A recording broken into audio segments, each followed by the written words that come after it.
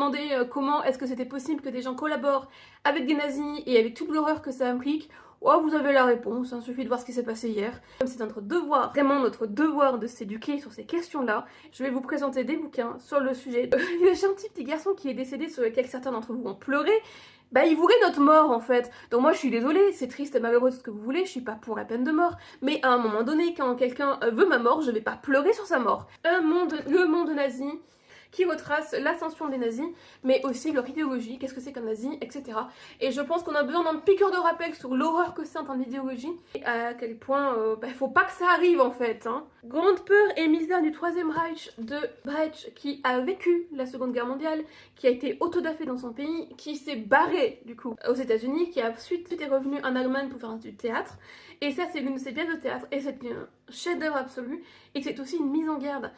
Il étudie comment est-ce que le dialogue et les mots ont permis d'insinuer tout simplement le nazisme et ont fait monter le nazisme et comment le nazisme s'est répandu et a été accepté par tous. Et ce, dans toutes les sphères de la société allemande. Et c'est super intéressant.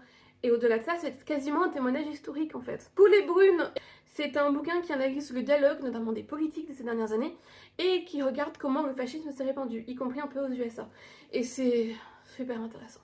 Il n'est pas très connu mais que j'aime beaucoup, Katharina et la beauté de tuer des fascistes. C'est une pièce de théâtre qui traite de la question de qu'est-ce qu'on fait du fascisme et comment on l'empêche. Et notamment qui questionne l'idée de tuer des fascistes. Umberto Eco, reconnaître le fascisme, tout simplement. Voilà, ce débat, c'est un essai qui a été écrit d'une personne qui a vécu le fascisme en Italie et qui revient sur son vécu et qui réfléchit également sur les signes du fascisme. Bref. Face à la menace fasciste également, qui analyse les situations dans lesquelles on est aujourd'hui et surtout les solutions pour agir face à ces situations. Drapeau noir, jeunesse blanche, qui est une analyse des groupuscules fascistes et nazis qui peuplent la France en fait. Ça fait un peu flipper, mais c'est important de savoir ce qui se passe dans ces groupes-là.